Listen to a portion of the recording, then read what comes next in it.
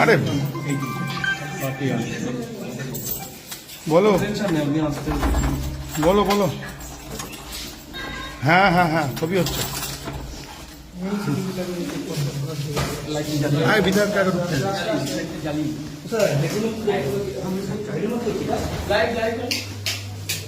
কি আছে এগুলোর মধ্যে? কি আছে? এদিকে শুধু একটা আলমারি স্যার, আলমারিটা এটা একটা আলমারি, সেই চিত্র আর এটা হচ্ছে কিসের প্যাকেট? এটা কিসের প্যাকেট? এটা কিসের প্যাকেট? কিসের প্যাকেট এটা? প্রিন্সিপাল কিসের প্যাকেট? এটা কিসের প্যাকেট? আপনি তো প্রিন্সিপাল, কিসের প্যাকেট? জানেন না কেন এটা কিসের প্যাকেট? বলুন কিসের প্যাকেট, আপনি মুখে বলুন। এটা কি জানেন না আপনি? হ্যাঁ সেটা কি? সেটা কি?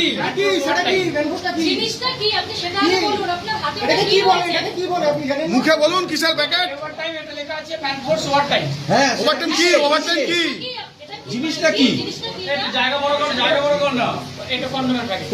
হ্যাঁ কিন্তু এটা তো একটা শিক্ষা প্রতিষ্ঠান, তাহলে সেই শিক্ষা প্রতিষ্ঠানে একটা এরকম সুসজ্জিত বিছানা প্লাস সেইখানে আলমারির ভিতরে কি হতো এখানে? এখানে কি হতো? প্যাকেট কেন? কি কারণে শিক্ষা প্রতিষ্ঠানে আপনি তো প্রিন্সিপাল, কারা আসতো? আপনি তো স্কুলের প্রিন্সিপাল, আপনি জানেন না? এই রুমে কারা আসতো? তাহলে এই রুমে কারা আসতো? স্টুডেন্ট কখনো এই রুমে কারা আসতো? ও স্যার এই রুমে কারা আসতো? এখানে বেডটা করা হয়েছিল স্টুডেন্টদের ইয়ে ছিল, তো ওইগুলোকে পাশে রেখা যায়।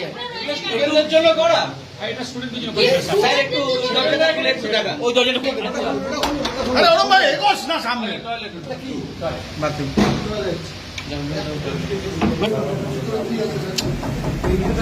আরে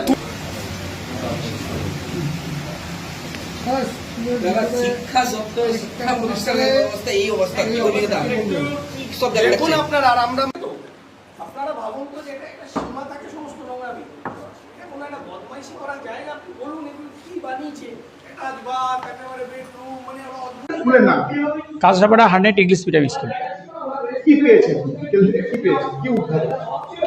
মানে অ্যাকাউন্ট সেক্সের যে টাকাগুলো, অ্যাডমিশনের টাকাগুলো জমে রেখেছিল প্রায় এপ্রিল মাস থেকে, সেই টাকাগুলো ব্যাংকে পাঠানোর কথা ছিল।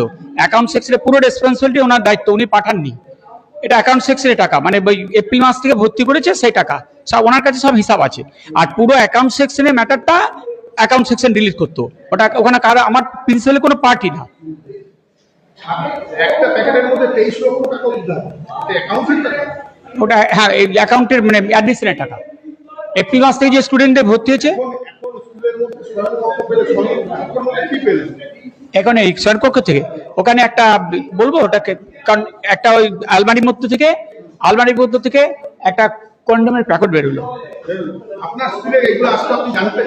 না একদম স্যার জানি না। এটাকে স্টুডেন্টদের সিক রুম ছিল, কিন্তু ওইখানে কিভাবে যে ওখানে গেছে আমার কোনো নলেজই নেই।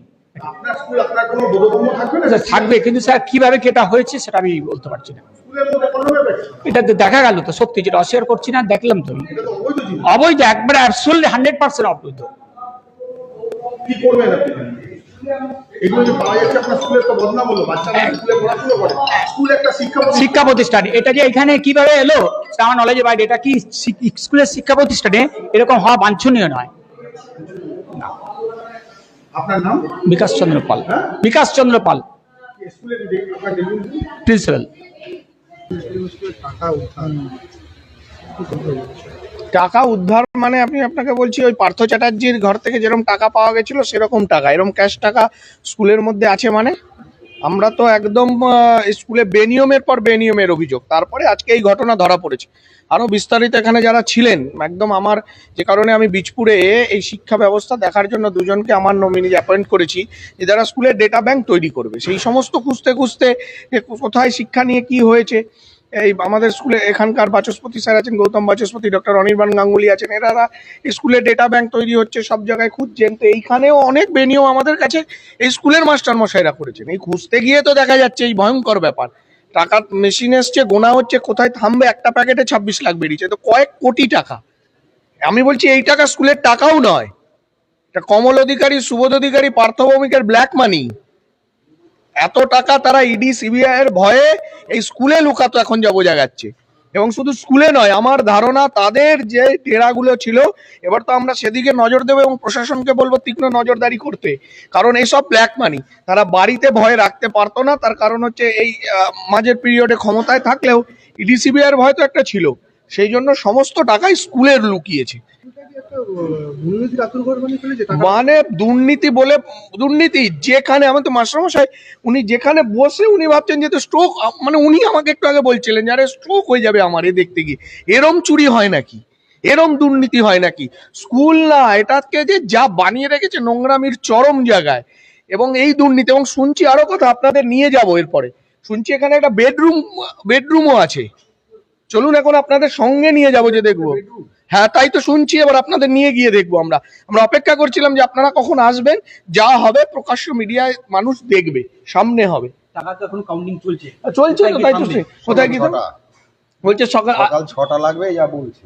আচ্ছা, মেশিন নতুন দুটো মেশিন কাজ করছে। দুটো মেশিন কাজ করছে। দাদা এই যে অপাকেও পিছিয়ে ফেলে দিয়েছে এরা। তাহলে ভাবুন যে বীজপুরে কারা চলতো, এবং সবচেয়ে বড় স্কুল কারা নেতৃত্ব দিত, স্কুলের সেক্রেটারি, প্রেসিডেন্ট, এরা কারা? এই কমল অধিকারী, এই পৌরসভার চেয়ারম্যান এবং সুবোধ অধিকারীর মদতে, ও তো আর মাথার উপর গডফাদার ছিল পার্থ ভৌমিক, তাদের ব্ল্যাক মানি। এই টাকার যদি খোঁজা যায়, এই ব্ল্যাক মানি ওদের, কারণ স্কুলে এত টাকা কোথা থেকে থাকবে? শিক্ষা প্রতিষ্ঠানকে সেফ জোনে রেখে দিয়েছিল।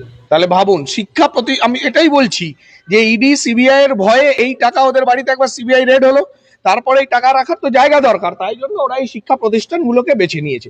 স্কুলটাকে কিভাবে এরা শিক্ষা ব্যবস্থাকে ধ্বংস করছে ভাবুন। একটা প্যাকেটে 26 লাখ বেরিয়েছে। হ্যাঁ, একটা প্যাকেটে এখন অব্দি শুনলাম 26 লাখ বেরিয়েছে, এখন 8টা-10টা প্যাকেট আছে। অ্যাকাউন্টেন্ট বলতেছে এটা রিঅ্যাডমিশনের টাকা এপ্রিল মাসে। আচ্ছা ভালো কথা, সেটা কি স্কুলে থাকে নাকি?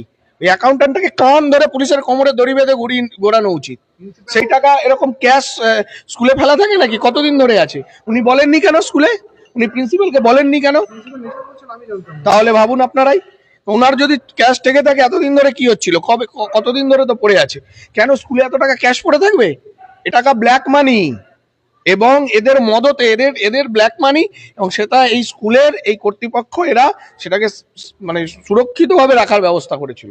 পার্থভূমি কি মানে গৌতমকে দিয়ে খেলাতো নাকি?